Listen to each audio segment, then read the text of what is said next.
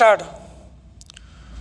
हम जिस समाज में रहते हैं वह अमूमन मैं, तुम और वह के त्रिकोण में बटा रहता है। मनुष्य के पास सबसे बड़ा गुण है स्वयं को अभिव्यक्त करने की कला। वह शब्दों की सहायता तो लेता है, लाखों की मुख मुद्राओं और कायिक चेष्टाओं से भी बहुत कुछ कह जाता है।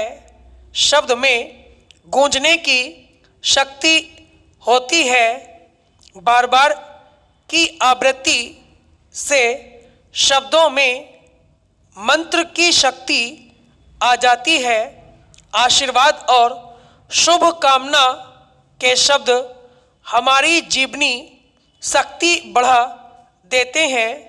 हमारे मुंह से निकले हुए शब्द ही हमारे स्वभाव का पता देते हैं। कवि बहादुर सिंह कहते हैं, बात बोलेगी हम नहीं, या फिर बात निकलेगी तो फिर दूर तलक जाएगी। इसी बात या वार्ता को नाट्य शास्त्रियों ने संवाद या कथोपकथन कहा है। वचन से ही कहानी में संघर्ष की सृष्टि होती है।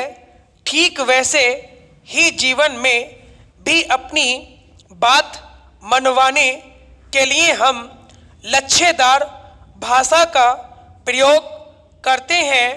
मुहावरों और लोकोक्तियों की झड़ी लगा देते हैं। सीधा बोलना तो मनुष्य ने सीखा ही नहीं है।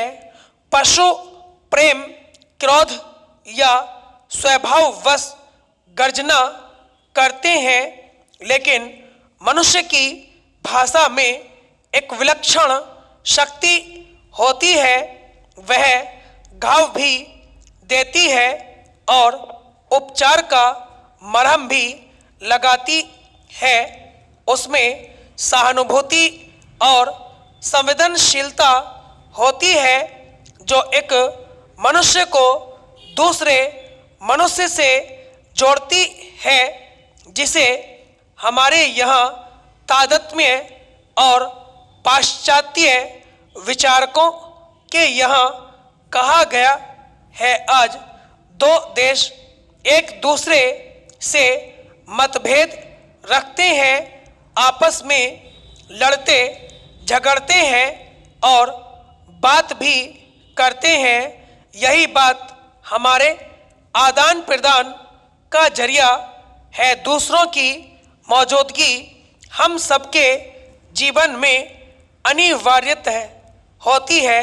हो सकता है कि आपके दोस्त गिने चुने हो, परिजन न हो, पर आप जिनके लिए चिंतित रहते हैं वे हजारों में हो। जीवन की परिपूर्णता को मापने का एक पैमाना यह भी है कि आपके भीतर यानी आपके प्रिय लोग कितने हैं, वे कितने लोग हैं जिनकी आप परवाह करते हैं।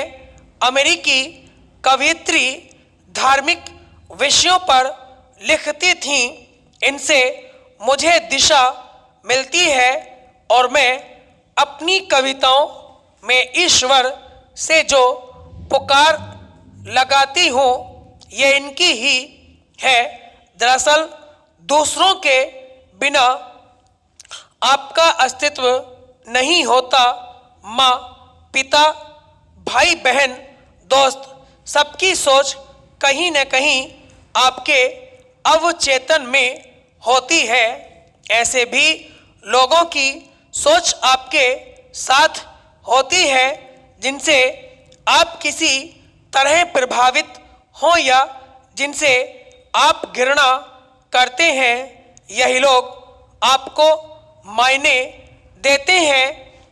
आपके भीतर कितने लोग हैं जो वंचित हैं, जिनके लिए आप कुछ करना चाहते हैं या करते हैं? आपके अंतस में इनकी मौजूद